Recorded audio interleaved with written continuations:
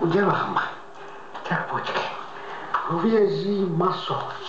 Maso. Abych měl slovík ještě. Jak to vypadá. Tadyhle. Taštičky s grémem. Taky ne. Hele, žloutkové řezy. To dělá vola vždycky nebožka.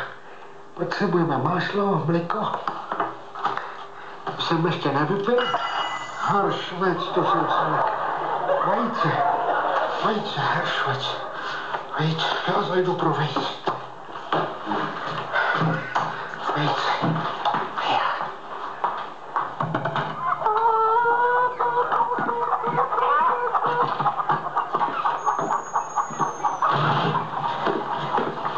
Já jsem to chtěl.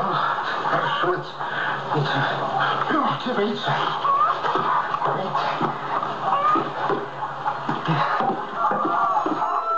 Včera jsem na vás zapomněl.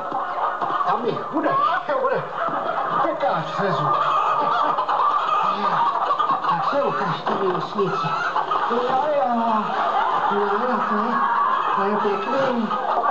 Víš, je. Velký, jak se z vás vylezla, člověče. Co to je do prdele? No, tak žloutkový řezy nebudou, no tak si uvařím něco jiného. Dám si piškoty a půjdu se ožrat.